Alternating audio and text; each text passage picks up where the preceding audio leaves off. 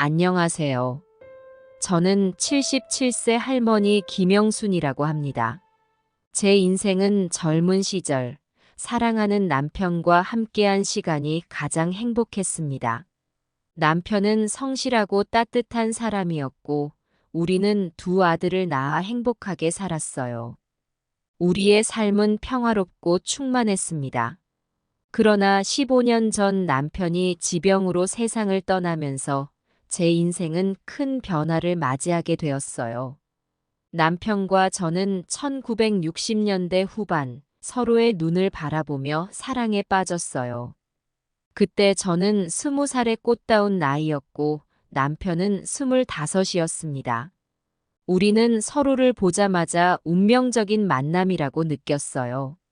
남편은 언제나 저를 공주님처럼 대해주었고, 저는 그의 따뜻한 마음에 깊이 감동했어요.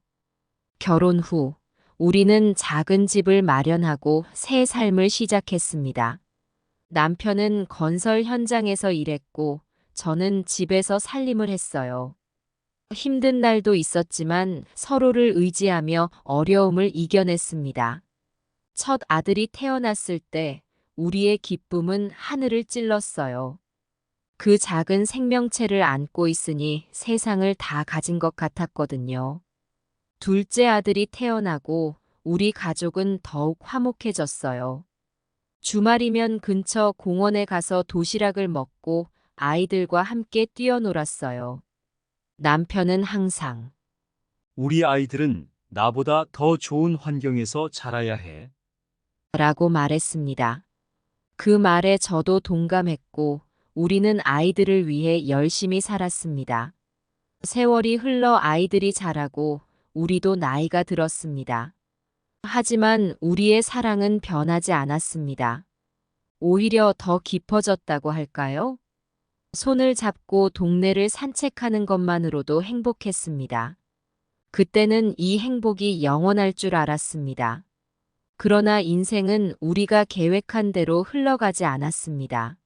남편이 60대 초반에 갑자기 큰 병에 걸렸습니다. 처음에는 단순한 감기인 줄 알았는데 병원에 가보니 폐암 말기였습니다. 그 순간 저의 세상이 무너지는 것 같았습니다. 1년 동안 남편과 함께 병마와 싸웠습니다. 항암 치료를 받으며 고통스러워하는 남편을 보는 것이 저에게는 더 큰 고통이었습니다. 하지만 남편은 끝까지 웃음을 잃지 않았습니다. 영순아, 너와 함께한 시간이 내 인생에서 가장 행복한 시간이었어. 라고 말하던 남편의 마지막 모습이 아직도 눈에 선합니다. 남편이 떠난 후 저는 깊은 상실감에 빠졌습니다. 40년 넘게 함께한 사람이 갑자기 사라지니 세상이 텅 빈 것 같았습니다. 아침에 일어나면 옆자리가 비어 있는 것을 보고 또다시 눈물을 흘렸습니다. 하지만 저는 알았습니다. 이렇게 슬퍼하는 것이 남편이 원하는 것이 아니라는 것을. 그래서 저는 천천히 하지만 꾸준히 제 삶을 다시 일으켜 세우기 시작했습니다. 남편이 떠난 후 저는 깊은 슬픔에 빠졌어요. 집은 텅 빈 듯 느껴졌고 아이들은 각자의 삶에 바빠 저와 시간을 보낼 수 없었습니다. 외로움과 싸우며 하루하루를 버티는 것이 힘들었어요. 아침에 눈을 뜨면 남편의 빈자리가 가슴을 아프게 해요. 혼자 밥을 먹으며 눈물을 흘리는 날도 많았습니다. 텔레비전을 보다가도 남편과 함께 봤던 프로그램이 나오면 리모컨을 내려놓고 울곤 했어요. 잠을 이루지 못해 한밤중에 일어나 남편의 사진을 보며 이야기를 나누기도 했습니다. 아들들은 가끔 전화를 걸어 안부를 물었지만 그들도 자신의 가정과 일에 바빴어요. 큰 아들은 회사 일로 해외 출장이 잦았고 작은 아들은 아이들 키우느라 정신이 없었습니다. 그들의 바쁜 삶을 이해하면서도 한편으로는 서운한 마음이 들었어요. 주말이면 혼자 공원을 산책하곤 했습니다. 예전에 남편과 함께 걷던 그 길을 혼자 걸으니 더욱 쓸쓸했어요. 벤치에 앉아 지나가는 사람들을 보며 시간을 보냈습니다. 가끔 노부부의 모습을 보면 부러운 마음에 눈물이 났어요. 그러던 어느 날 공원 벤치에 앉아 있을 때였어요. 작은 새 한 마리가 제 앞에 날아와 앉았습니다. 그 새를 보며 문득 이런 생각이 들었어요. 나도 저 새처럼 자유롭게 날 수 있을까? 그 순간 남편과의 추억을 가슴에 묻고 나 자신을 위해 살아가야겠다는 결심을 하게 되었습니다. 집으로 돌아와 거실 한켠에 있던 남편의 사진을 정리했어요. 사진을 보며 마지막 인사를 나누었습니다. 여보, 이제 나 혼자서도 잘 살 수 있을 것 같아요. 걱정하지 마. 그렇게 말하니 마음이 한결 가벼워졌어요. 다음 날부터 새로운 마음가짐으로 하루를 시작했습니다. 아침 일찍 일어나 동네 한 바퀴를 걸었어요. 신선한 공기를 마시니 기분이 좋아졌습니다. 집에 돌아와 혼자지만 정성껏 아침 식사를 준비했어요. 남편이 좋아하던 된장찌개를 끓이며 이제는 나를 위해 맛있는 음식을 해야겠다고 생각했습니다. 남편이 남긴 재산을 정리하기 시작했어요. 은행에 가서 재무 상담을 받고 소박하게나마 노후를 준비했습니다. 혼자 있는 시간을 의미 있게 보내기 위해 노력했어요. 동네 도서관에 가서 책을 빌려 읽기 시작했어요. 젊었을 때 못 읽었던 책들을 읽으니 새로운 세상이 열리는 것 같았습니다. 글씨가 잘 안 보여 돋보기를 사서 썼지만 그것조차도 즐거웠어요. 복지관에서 하는 프로그램에도 참여하기 시작했습니다. 요가 수업에 나가 몸을 움직이니 건강해지는 느낌이 들었어요. 거기서 만난 또래 할머니들과 이야기를 나누며 위로를 받았습니다. 우리는 서로의 아픔을 공감하고 힘이 되어 주었어요. 이렇게 하루하루 살다 보니 어느새 마음의 상처가 조금씩 아물어갔습니다. 여전히 남편이 그립고 보고 싶지만 이제는 그 그리움을 안고 살아갈 수 있는 힘이 생겼어요. 남편이 하늘에서 저를 지켜보고 있다고 생각하니 더욱 열심히 살고 싶어졌습니다. 세월이 흘러가면서 첫째 아들이 사업을 시작했어요. 처음에는 기뻤습니다. 우리 아들이 이제 제 앞길을 찾아가는구나 하고 말이에요. 하지만 곧 그 기쁨은 걱정으로 바뀌었습니다. 어느 날 첫째가 집에 찾아왔어요. 엄마, 이번엔 정말 중요한 계약이라 돈이 좀 필요해. 아들의 눈빛은 간절했어요. 저는 망설였지만 결국 돈을 주고 말았습니다. 그 후로 아들은 자주 찾아왔어요. 때로는 전화로, 때로는 직접 와서 돈을 요구했습니다. 엄마, 이번 사업만 성공하면 정말 대박이야. 조금만 도와줘. 이런 말을 들을 때마다 가슴이 아팠어요. 첫째 아들은 항상 사업이 잘 될 것이라고 장담했어요. 엄마, 이번엔 확실해. 곧 큰 돈을 벌 수 있어. 그의 말을 들으면 잠시 희망이 생겼지만 그 희망은 오래 가지 않았습니다. 결국 아들의 사업은 번번이 실패했어요. 한 번, 두 번. 실패가 거듭될수록 제 마음은 무거워졌습니다. 아들이 좌절하는 모습을 보는 것이 너무 아팠어요. 괜찮아. 이번엔 잘 안 됐지만 다음엔 꼭 성공할 거야. 이렇게 위로의 말을 건넸지만 제 마음속에는 불안감이 점점 커져갔습니다. 과연 우리 아들이 언제쯤 안정을 찾을 수 있을까? 하는 생각이 들었어요. 밤에 잠자리에 들 때면 아들 생각에 잠을 이루기 어려웠습니다. 남편이 살아있었다면 어떻게 했을까 하는 생각도 들었어요. 때로는 제가 아들을 너무 응석바지로 키운 건 아닌지 자책하기도 했습니다. 하루는 동네 친구를 만났어요. 그 친구도 비슷한 상황이더라고요. 자식 키우는 게 이렇게 힘들 줄 몰랐어. 친구의 말에 고개를 끄덕이며 눈물이 났습니다. 서로를 위로하며 힘을 얻었어요. 그래도 저는 포기할 수 없었습니다. 아들이 다시 일어설 수 있도록 돕고 싶었어요. 이번에 실패했어도 괜찮아. 다시 시작하면 돼. 이렇게 말하며 아들을 격려했습니다. 하지만 제 마음 한구석에는 여전히 불안감이 자리 잡고 있었어요. 어느 날 밤 옛날 앨범을 뒤적이다 첫째 아들이 어렸을 때 찍은 사진을 보게 됐어요. 해맑게 웃고 있는 아들의 모습에 가슴이 아팠습니다.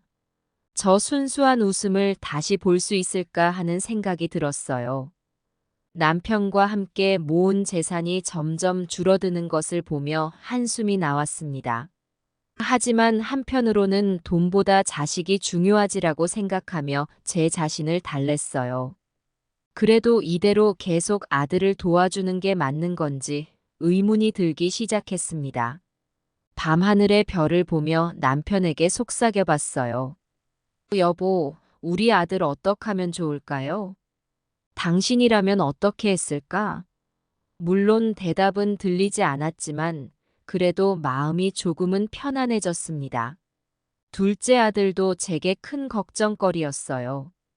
결혼을 하고 나서도 경제적으로 어려움을 겪더라고요. 처음에는 새 살림을 차리느라 그런가 보다 했는데 시간이 지나도 나아질 기미가 보이지 않았습니다. 한 달에 한 번씩 꼭 전화가 왔어요. 엄마, 이번 달도 생활비가 부족해요. 이 말을 들을 때마다 가슴이 아팠습니다. 아들의 목소리에서 부끄러움과 절박함이 느껴졌어요. 저는 둘째가 안정적인 직장을 찾길 바랐어요. 얘야, 이번에는 꼭 좋은 회사에 취직하길 바란다. 이렇게 말하며 격려했죠. 하지만 그는 면접에서 번번이 떨어졌어요. 엄마, 이번에도 안 됐어요. 제가 뭘 잘못하고 있는 걸까요? 이런 말을 들을 때면 저도 모르게 한숨이 나왔습니다. 아들을 위로하고 싶은 마음과 답답한 마음이 교차했어요. 둘째는 직장을 구해도 오래 다니지 못했어요. 조금만 힘들면 쉽게 포기하고 말았습니다. 엄마, 회사 분위기가 안 맞아요. 그만두고 싶어요. 이런 말을 들을 때마다 속이 타들어갔어요. 그가 저에게 돈을 요구할 때마다 마음이 무거워졌습니다. 도와주고 싶은 마음은 있지만 이대로 계속 도와주는 게 맞는 건지 의문이 들었어요. 언제까지 이렇게 살아야 하나 하는 생각에 밤잠을 설치기도 했습니다. 어느 날은 둘째 며느리에게 전화가 왔어요. 어머님, 이 사람이 또 직장을 그만뒀어요. 어떻게 하면 좋을까요? 며느리의 목소리에서 절망감이 느껴졌습니다. 저도 뾰족한 수가 없어 한동안 말을 잇지 못했어요. 가끔은 첫째와 둘째를 비교하게 되더라고요. 둘 다 어려움을 겪고 있지만 그 모습이 달랐어요. 첫째는 열심히 노력하다 실패하는 반면 둘째는 시작도 제대로 못하고 포기하는 것 같았습니다. 친구들과 이야기를 나눌 때면 요즘 자식들은 왜 이렇게 의존적인 거야? 이런 말들을 주고받으며 서로를 위로했습니다. 남편이 살아있었다면 어땠을까 하는 생각도 들었어요. 아마도 더 단호하게 대처했겠죠. 여보, 당신이라면 어떻게 했을까요? 하늘을 보며 중얼거리곤 했습니다. 그래도 포기할 순 없었어요. 이번에는 꼭 열심히 해봐. 너가 할 수 있다는 걸 보여줘. 이렇게 말하며 아들을 격려했습니다. 하지만 내심 과연 변할 수 있을까 하는 의구심이 들었어요. 밤에 잠자리에 들 때면 두 아들 생각에 마음이 복잡해졌습니다. 한편으로는 그들을 도와주고 싶고 다른 한편으로는 스스로 일어서기를 바랐어요. 이 마음의 갈등이 저를 힘들게 했습니다. 어느 봄날이었어요. 둘째 며느리가 불쑥 찾아왔습니다. 어머님, 잠깐 시간 괜찮으세요? 며느리의 목소리에서 뭔가 심상치 않음을 느꼈어요. 차 한 잔을 앞에 두고 며느리가 입을 열었어요. 어머님, 저희가 이번에 차를 사야 하는데 도와주실 수 있으신가요? 이 말을 듣는 순간 당혹스러웠습니다. 생활비도 부족하다더니 갑자기 차라니요. 며느리는 계속해서 말을 이어갔어요. 아이들 학원에 데려다 주려면 차가 꼭 필요해요. 남편 출퇴근할 때도 편할 것 같고요. 그 말을 들으니 손주들 얼굴이 떠올랐습니다. 한참을 고민했어요. 정말 차가 필요할까? 지금 형편에 차를 살 여유가 있을까? 이런 생각들이 머릿속을 맴돌았습니다. 하지만 결국 손주들 생각에 마음이 약해졌어요. 알았어. 그럼 이번만 도와줄게. 이렇게 말하며 통장에서 돈을 인출해 며느리에게 건넸습니다. 며느리는 연신 고맙다며 절을 했어요. 그 모습을 보니 잘한 걸까? 하는 생각이 들었습니다. 몇 주가 지나고 둘째 아들 집에 갔어요. 새 차가 있길 기대했는데 어디에도 보이지 않았습니다. 얘들아, 차는 샀니? 물어보니 아들과 며느리는 서로 눈치만 보더라고요. 결국 며느리가 입을 열었어요. 어머님, 죄송해요. 차를 사려고 했는데 갑자기 남편 사업 자금이 필요해서 그 말을 듣는 순간 가슴이 철렁 내려앉았습니다. 알고 보니 그 돈은 아들의 사업에 투자됐더라고요. 엄마, 저 정말 대박 날 것 같아요. 조금만 기다려 주세요. 아들의 말에 한숨만 나왔습니다. 그 후로도 그들의 삶은 나아지지 않았어요. 새 사업은 또 실패로 끝났고 생활은 더 어려워졌습니다. 손주들 학원비도 제때 내지 못한다는 소리를 들을 때마다 가슴이 아팠어요. 밤에 혼자 앉아 생각해 봤어요. 내가 너무 쉽게 돈을 줘서 그런 걸까? 아니면 애초에 도와주지 말았어야 했나? 이런 생각들로 머리가 복잡해졌습니다. 친구들에게 이 이야기를 했더니 다들 고개를 절레절레 흔들더라고요. 요즘 자식들은 부모 등골 빼먹는 재주만 늘었어. 이런 말을 들으니 마음이 더 무거워졌어요. 그래도 저는 포기할 수 없었습니다. 어떻게 하면 자식들이 제대로 된 삶을 살 수 있을까? 매일 밤 이 생각으로 잠들곤 했어요. 하지만 답은 쉽게 찾아지지 않았습니다. 가을 어느 날이었어요. 낙엽이 떨어지는 소리가 마당에 들릴 때쯤 첫째 아들이 찾아왔습니다. 문을 열자마자 그 애의 얼굴에서 무언가를 직감했어요. 또 돈 때문에 온 거구나 하는 생각이 들었죠. 거실에 앉아 차를 마시며 아들이 입을 열었어요. 엄마, 이번엔 정말 마지막이야. 이번 프로젝트는 확실해. 그 말을 듣는 순간 가슴이 아팠습니다. 몇 번이나 그 말을 들었던가요? 아들의 눈빛은 간절했어요. 이번엔 정말 큰 회사와 계약을 앞두고 있어. 성공하면 그동안 빌린 돈 다 갚을 수 있어. 그 말에 잠시 흔들렸습니다. 정말일까 하는 생각이 들었어요. 하지만 이내 현실을 직시하게 됐죠. 이미 그가 여러 번 실패한 것을 알고 있었으니까요. 그동안 많이 힘들었지? 이렇게 말하며 아들의 손을 잡았어요. 그의 손이 떨리는 게 느껴졌습니다. 한참을 고민했어요. 머릿속에서는 이제 그만 도와줘야 해라는 생각과 이번이 마지막일 거야 라는 생각이 싸웠습니다. 결국 모정이 이성을 이겼어요. 알았어. 이번이 정말 마지막이다. 이렇게 말하며 통장을 꺼냈습니다. 돈을 건네며 아들의 눈을 똑바로 봤어요. 이번엔 꼭 성공하길 바란다.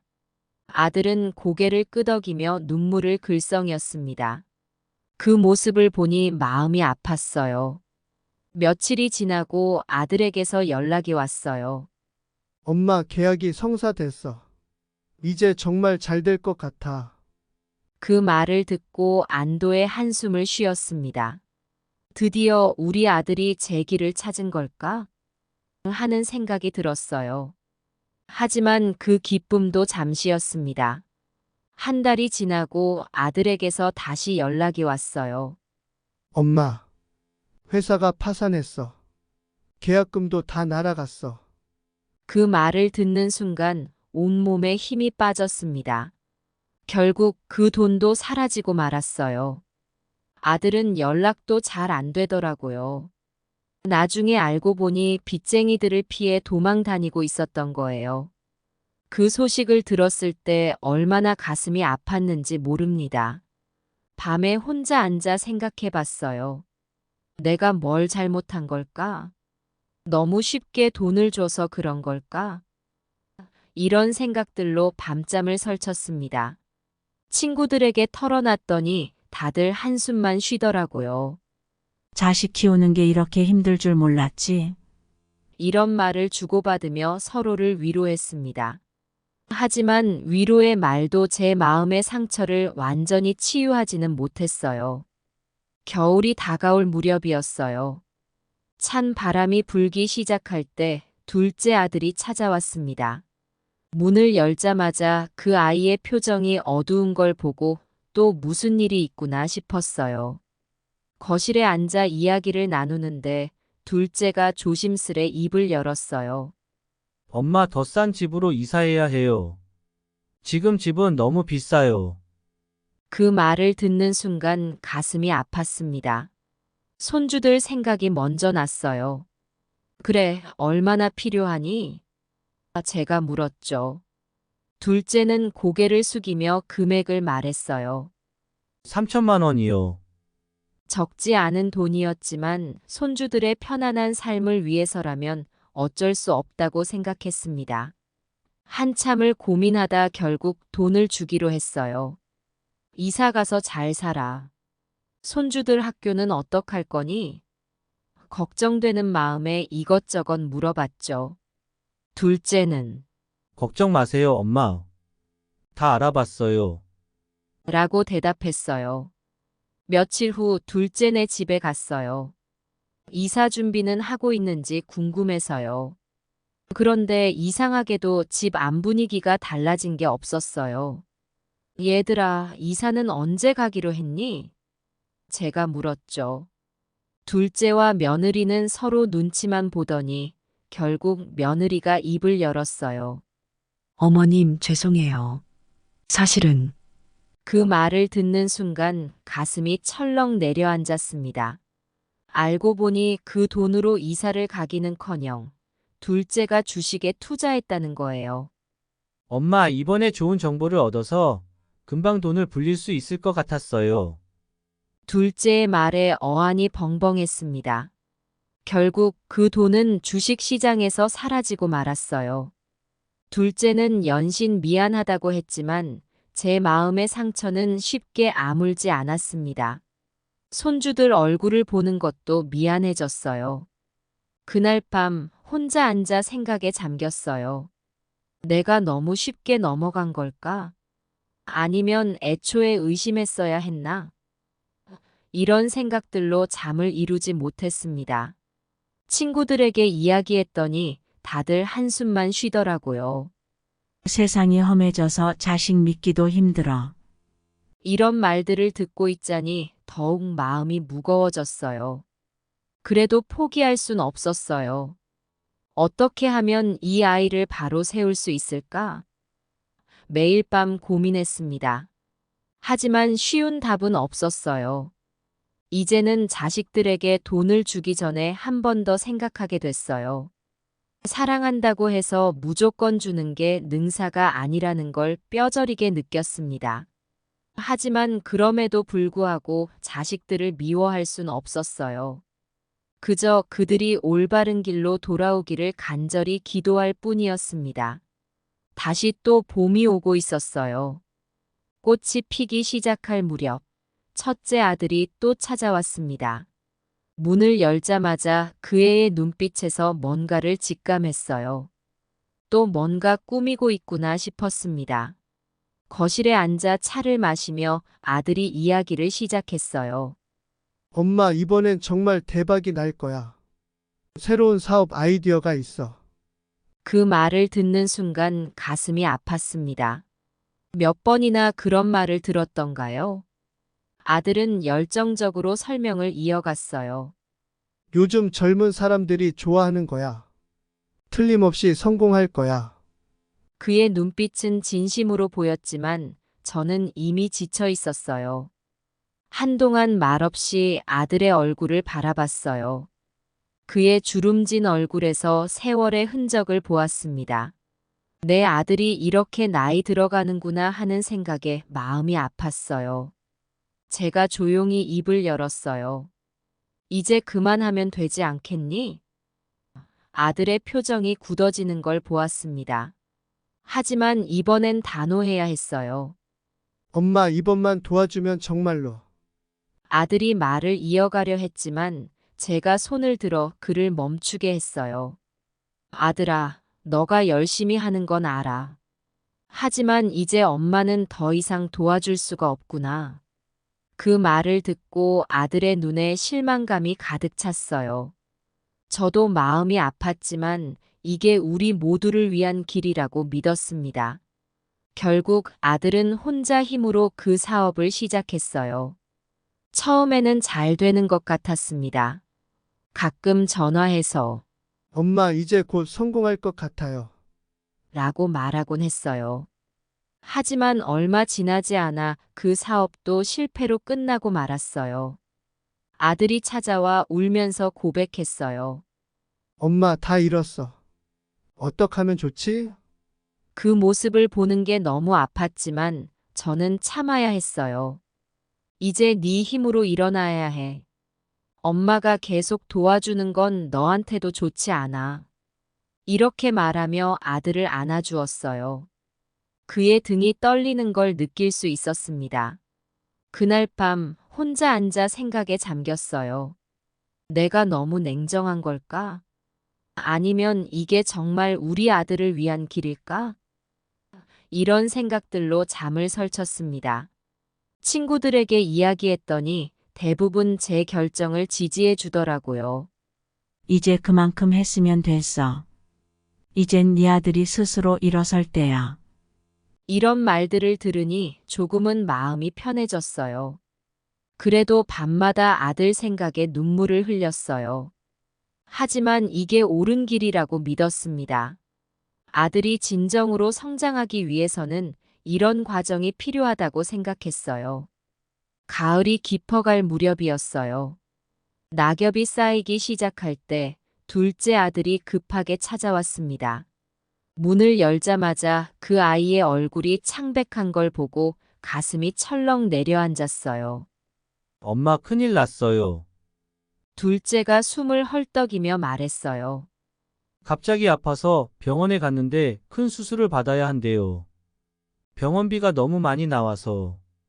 그 말을 듣는 순간 온몸에 힘이 빠졌습니다. 얼마나 필요하니? 제가 떨리는 목소리로 물었어요. 900만 원이요. 둘째가 말한 금액을 듣고 깜짝 놀랐지만 아들의 건강이 먼저라고 생각했죠. 알았어. 엄마가 어떻게든 마련해 볼게. 밤새 고민하다 결국 제가 아끼던 보석들을 팔아 돈을 마련했어요. 그리고 다음 날 아침 일찍 둘째에게 건넸습니다. 얘야, 건강이 최고야. 꼭 좋은 병원에서 치료받고 빨리 나아라. 며칠 후 둘째의 소식이 궁금해 전화를 했어요. 그런데 이상하게도 전화를 받지 않더라고요. 걱정되는 마음에 둘째네 집으로 갔습니다. 그런데 집에는 아무도 없었어요. 이웃에게 물어보니 놀라운 대답이 돌아왔어요. 모르셨어요. 며칠 전에 가족들이랑 해외여행 갔다던데요. 그 말을 듣는 순간 온몸에 식은 땀이 흘렀습니다. 결국 진실을 알게 되었어요. 둘째는 그 돈으로 친구들과 호화로운 해외여행을 떠난 거였어요. 병원비는 거짓말이었던 거죠. 그 사실을 알게 되었을 때 얼마나 가슴이 아팠는지 모릅니다. 한 달 후 둘째가 돌아와 저를 찾아왔어요. 엄마 정말 죄송해요. 한 번만 용서해 주세요. 그의 말을 듣는 순간 눈물이 났습니다. 하지만 그건 슬픔의 눈물이 아닌 분노와 실망의 눈물이었어요. 이제 그만해라. 너 왜 이렇게 됐니? 제 목소리는 떨렸어요. 엄마는 이제 너를 더 이상 믿을 수가 없구나. 그 말을 하는 순간 가슴이 찢어지는 것 같았습니다. 그날 이후로 둘째와의 관계는 완전히 틀어져 버렸어요. 전화도 방문도 하지 않게 되었죠. 가끔 손주들 생각이 나서 마음이 아팠지만 이제는 단호해야 한다고 생각했습니다. 친구들에게 털어놨더니 다들 한숨만 쉬더라고요. 세상이 변해서 자식들도 달라졌나 봐. 이런 말들을 들으며 서로를 위로했지만 마음속 깊은 상처는 쉽게 아물지 않았어요. 이제는 자식들을 바라볼 때마다 가슴이 아파왔어요. 세월이 흘러 겨울로 접어들 무렵이었어요. 창밖으로 눈이 내리기 시작할 때 첫째 아들이 또다시 찾아왔습니다. 그의 얼굴을 보는 순간 제 마음은 이미 무거워졌어요. 엄마, 이번엔 정말 중요해. 조금만 도와주면. 첫째의 말이 채 끝나기도 전에 저는 깊은 한숨을 내쉬었습니다. 이제는 정말 한계였어요. 이제 그만하자. 너희는 이제 성인이야. 스스로의 삶을 책임져야 한다. 그 말을 하는 순간 첫째의 표정이 굳어지는 걸 볼 수 있었어요. 엄마, 왜 이래? 우리를 도와주는 게 당연한 거 아니야? 첫째가 목소리를 높였어요. 그의 말에 가슴이 아팠지만 이번엔 단호해야 했습니다. 너희 아버지가 그렇게 열심히 모은 돈을 이렇게 다 써버리면 어떡하니? 이제 그만 스스로 일어서야 할 때야. 제 말에 첫째는 화를 참지 못하고 소리를 질렀어요. 엄마는 우리를 사랑하지 않는 거야. 어떻게 이럴 수 있어? 그의 말에 눈물이 났지만 꾹 참았습니다. 이게 그들을 위한 길이라고 믿었으니까요. 그날 이후로 자식들과의 관계는 급격히 나빠졌어요. 첫째는 제 결정을 도저히 이해하지 못하고 저를 원망했습니다. 전화도 받지 않고 찾아오지도 않았어요. 둘째도 비슷했어요. 엄마, 우리한테 이럴 수 있어요. 라며 화를 냈죠. 그들은 점점 저와의 연락을 끊고 자신들의 삶에만 몰두했습니다. 명절이 다가와도 아들들은 찾아오지 않았어요. 텅 빈 집에서 혼자 떡국을 끓이며 눈물을 흘렸습니다. 하지만 이게 옳은 길이라고 믿었어요. 친구들은 저를 위로했어요. 잘한 거야. 언젠가는 네 마음을 알아줄 거야. 하지만 그 말도 제 마음의 상처를 완전히 치유하지는 못했습니다. 밤마다 자식들 사진을 보며 울었어요. 그래도 포기할 수 없었습니다. 언젠가는 이해해 줄 거야. 이게 너희를 위한 거란다. 이렇게 중얼거리며 잠들곤 했어요. 몇 달이 지나고 첫째 며느리에게서 연락이 왔어요. 어머님, 이 사람이 사업에 실패하고 많이 힘들어해요. 그 말을 듣고 가슴이 아팠지만 여전히 단호했습니다. 네 남편이 스스로 일어설 수 있게 도와주렴. 둘째도 비슷한 상황이었어요. 직장을 잃고 힘들어한다고 했습니다. 그 소식을 듣고 밤새 잠을 이루지 못했어요. 하지만 여전히 제 결정을 바꾸지 않았습니다. 이제는 명절이나 생일에도 자식들의 연락을 받지 못해요. 가끔 길에서 손주들을 마주치면 가슴이 먹먹해집니다. 그래도 이게 그들을 위한 길이라 믿으며 하루하루를 버텨나가고 있어요. 봄이 다시 찾아올 무렵이었어요. 꽃이 피기 시작하는 그때 동네에 슬픈 소식이 들려왔습니다. 옆집에 사는 10살배기 소년이 백혈병에 걸렸다는 거예요. 그 아이의 어머니를 우연히 마주쳤어요.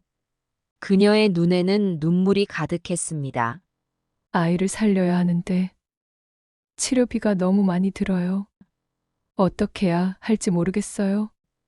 그 말을 듣는 순간 제 가슴이 찢어지는 것 같았어요. 그 모습을 보며 제 마음이 무너졌습니다. 저도 한때는 자식을 키운 엄마였기에 그 고통이 얼마나 큰지 너무나 잘 알았어요. 밤새 잠을 이루지 못하고 고민했습니다. 다음 날 아침 큰 결심을 하고 은행에 갔어요. 남편과 함께 평생 모은 재산을 확인했습니다. 처음엔 망설임도 있었어요. 이렇게 해도 될까 하는 생각이 들었죠. 하지만 그 아이의 웃는 얼굴을 떠올리니 주저할 수 없었습니다. 그 아이의 생명이 너무나 소중했어요. 결국 모든 재산을 인출해 그 아이의 어머니에게 건넸습니다. 이 돈으로 아이를 꼭 살려주세요. 제 말에 그 어머니는 눈물을 흘리며 고마워했어요. 정말 고맙습니다. 이 은혜를 어떻게 갚아야 할지. 그 순간 제 마음도 따뜻해졌습니다. 그 일을 계기로 저는 달라졌어요.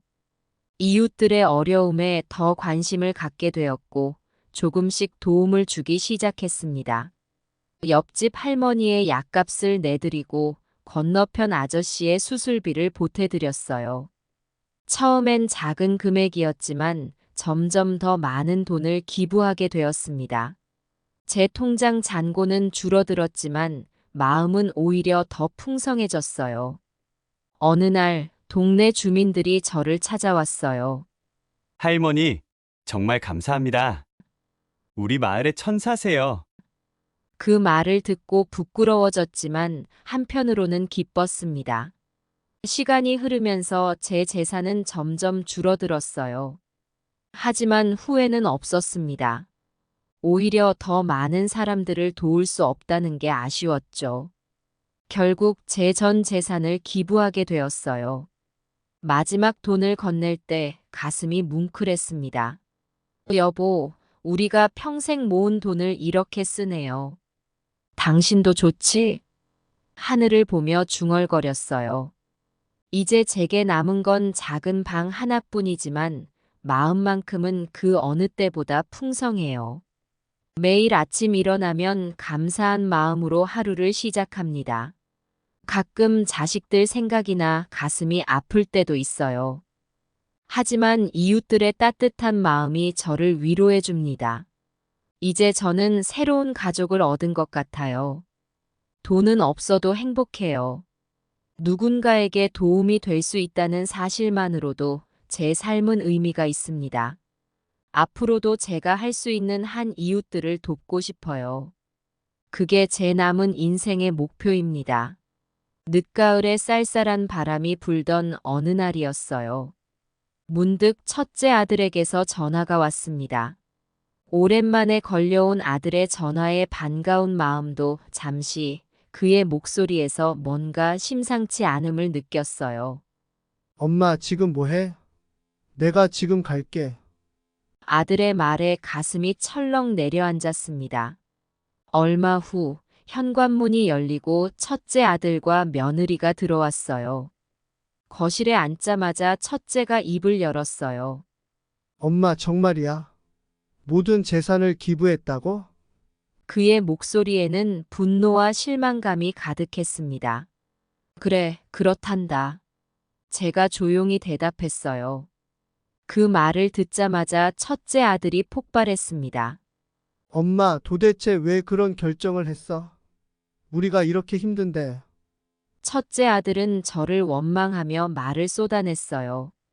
그의 얼굴이 붉게 달아올랐습니다. 며느리도 가만히 있지 않았어요. 어머님, 저희가 얼마나 어려운지 아시잖아요. 왜 우리를 생각하지 않으셨어요? 그녀의 목소리에는 서운함이 가득했습니다. 저는 잠시 눈을 감고 깊은 숨을 내쉬었어요.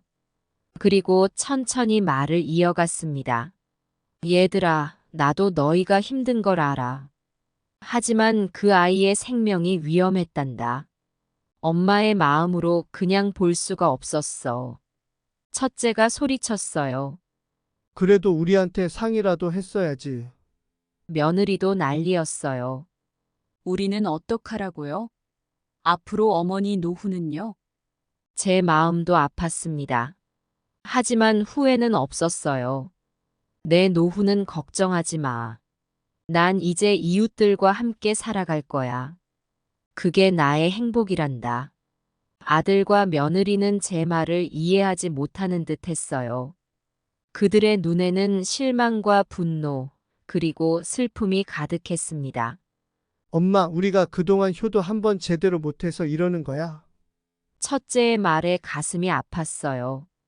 하지만 저는 고개를 저었습니다. 아니란다. 이건 너희와는 상관없어. 엄마의 선택이야. 제 말에 그들은 더욱 화를 냈어요. 며느리가 울먹이며 말했습니다. 어머님, 저희 애들 학비는요? 이제 어떡해요? 그 말에 저도 마음이 아팠지만 단호하게 대답했어요. 너희가 힘들겠지만 그래도 살아갈 수 있을 거야. 하지만 그 아이는 살 기회조차 없었단다. 제 말에 그들은 말문이 막힌 듯 했어요. 그들이 돌아가고 난 후 저는 오랫동안 창밖을 바라보며 생각에 잠겼어요. 마음이 아팠지만 제 선택이 옳았다고 믿었습니다. 그날 이후 첫째 아들과 며느리와의 관계는 더욱 멀어졌어요. 하지만 저는 포기하지 않았습니다.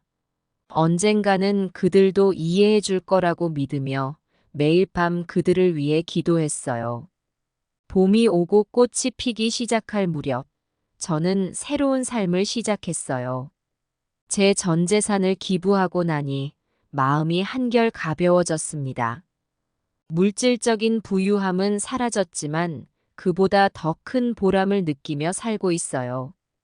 아침에 일어나면 작은 방에서 창밖을 바라봐요. 예전에는 못 봤던 아름다운 풍경들이 눈에 들어옵니다. 새들의 지저귐, 살랑이는 바람, 이웃들의 웃음소리. 이 모든 것이 제게는 큰 행복이 되었어요. 동네를 산책하다 보면 제가 도움을 준 이웃들을 만나게 돼요. 할머니, 덕분에 우리 아이가 건강해졌어요. 어르신, 정말 감사합니다. 이런 말들을 들을 때마다 가슴이 벅차올라요. 물론 힘든 순간도 있어요. 추운 겨울밤, 난방비가 부족해 떨 때도 있고, 맛있는 음식이 먹고 싶을 때도 있어요. 하지만 그럴 때마다 제가 도운 아이들의 웃는 얼굴을 떠올리면 다시 힘이 납니다. 남편이 떠난 뒤의 외로움과 슬픔이 제 인생의 전부는 아니라는 것을 깨달았어요. 그 고통을 극복하고 나니 더 넓은 세상이 보이더라고요. 누군가에게 도움을 주는 것이야말로 진정한 행복임을 알게 되었습니다. 가끔 옛 친구들이 찾아와요. 너무 고생하는 거 아니야? 라고 물어봐요. 하지만 저는 미소 지으며 대답해요. 아니야, 난 지금이 가장 행복해. 그 말에 친구들은 처음엔 이해하지 못하다가 점점 제 마음을 알아가는 것 같아요. 자식들과의 관계는 여전히 어려웠어요. 하지만 저는 포기하지 않았어요. 매일 밤 그들을 위해 기도하며 언젠가는 이해해 줄 거라 믿었거든요. 그들도 언젠가는 진정한 행복이 무엇인지 깨달을 거라 생각해요. 이제는 매일 새로운 것을 배우려고 노력해요. 도서관에 가서 책을 읽기도 하고 복지관에서 하는 프로그램에 참여하기도 해요. 나이 들어 새롭게 배우는 즐거움이 이렇게 클 줄 몰랐어요. 물론 건강에도 신경 써요. 아침마다 동네 한 바퀴를 돌고 가벼운 체조도 해요. 건강해야 더 오래 이웃들을 도울 수 있으니까요. 가끔 밤하늘의 별을 보며 남편에게 말을 걸어요. 여보, 우리가 모은 돈 잘 썼지요? 당신도 분명 좋아할 거야. 그러면 어디선가 남편의 따뜻한 미소가 느껴지는 것 같아요. 이제 저는 매일을 감사한 마음으로 살아가요. 작은 것에도 행복을 느끼고 누군가에게 도움이 될 수 있다는 사실에 기뻐해요. 물질적인 풍요로움은 없어졌지만 마음의 풍요로움은 그 어느 때보다 커졌어요.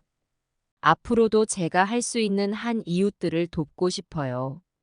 그게 제 남은 인생의 목표이자 행복의 원천입니다. 이제야 진정한 삶의 의미를 찾은 것 같아 감사한 마음뿐이에요. 그러다 어느 날 문득 첫째 아들에게서 전화가 왔습니다.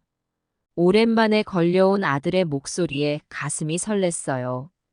엄마, 잠시 시간 있어? 내가 찾아갈게. 아들의 말에 저는 기쁘게 동의했어요. 얼마 후 현관문이 열리고 첫째 아들이 들어왔어요. 그의 얼굴에는 그동안 못 봤던 따뜻한 미소가 있었습니다. 엄마, 이제야 이해할 수 있을 것 같아. 내가 너무 어리석었어. 첫째 아들이 고개를 숙이며 말했어요. 그의 목소리에는 진심이 담겨 있었습니다. 저는 아들을 꼭 안아주었어요. 괜찮아. 엄마도 너를 이해해. 우리 둘 다 눈물을 흘렸죠. 그날 이후로 첫째와의 관계가 달라졌어요. 그는 자주 찾아와 이야기를 나누고 제 건강을 걱정해 주었습니다. 얼마 후에는 둘째 아들도 찾아왔어요. 엄마의 결정을 존경해요. 그의 말에 저는 깊은 감동을 받았습니다. 둘째는 이어서 말했어요. 엄마 덕분에 저도 주변을 돌아보게 됐어요. 이제는 저도 조금씩 남을 돕는 삶을 살고 싶어요. 그 말을 듣는 순간 제 마음은 기쁨으로 가득 찼어요. 아들들이 이렇게 성장할 수 있다는 것이 너무나 자랑스러웠습니다. 시간이 지나면서 우리 가족은 더 깊은 사랑과 존중으로 서로를 대하게 되었어요. 예전에는 돈 때문에 다투곤 했지만 이제는 서로의 마음을 이해하려 노력하게 되었죠. 아들들은 제가 이웃들을 돕는 모습을 보며 함께 동참하기 시작했어요.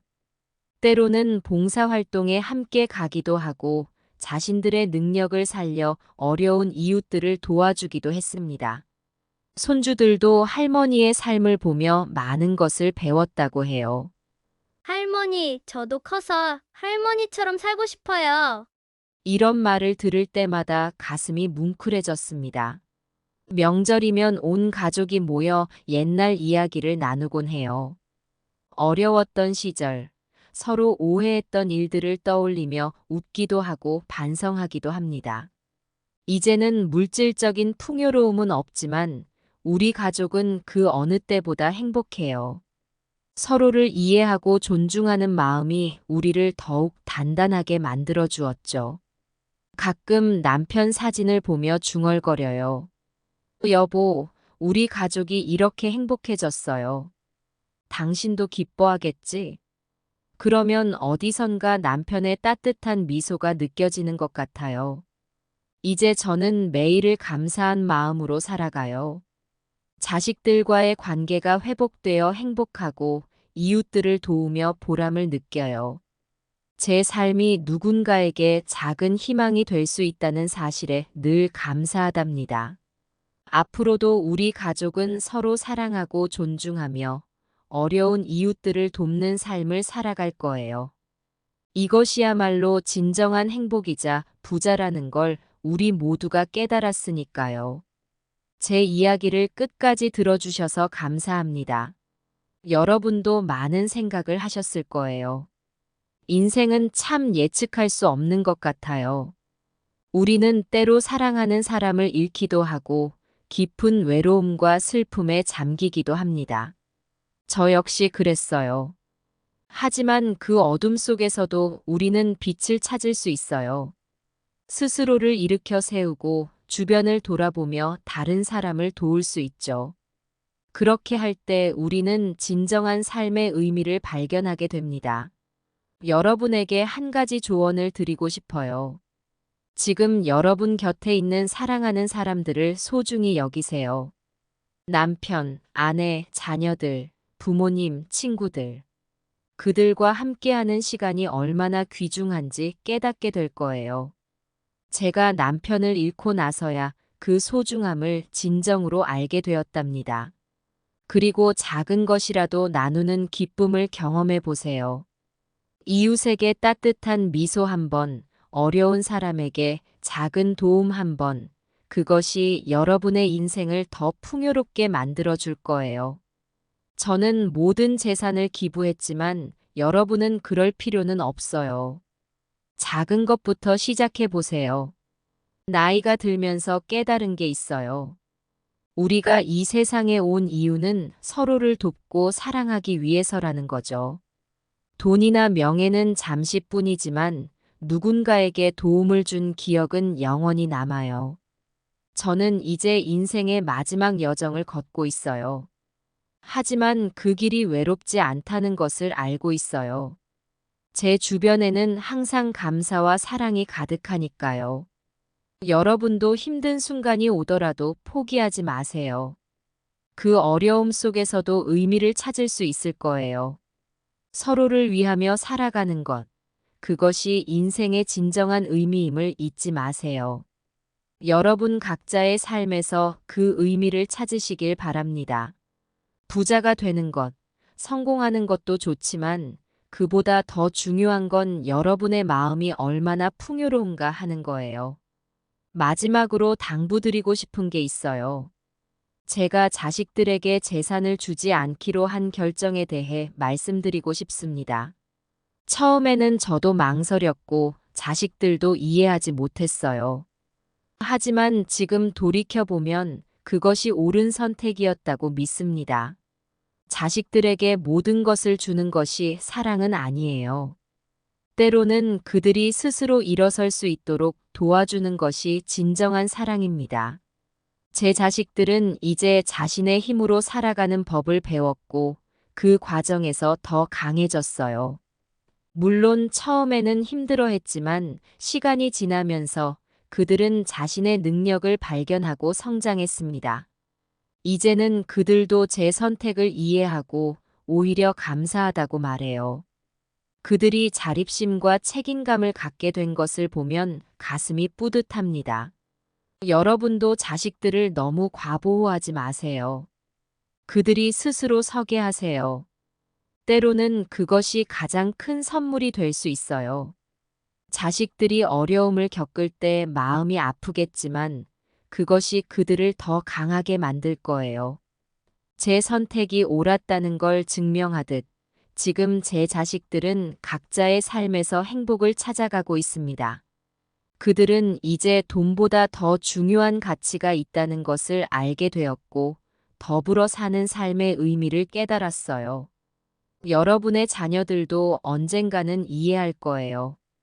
지금은 힘들더라도 그들을 믿고 기다려주세요. 그것이 부모가 자식에게 줄 수 있는 가장 큰 사랑이자 선물이랍니다.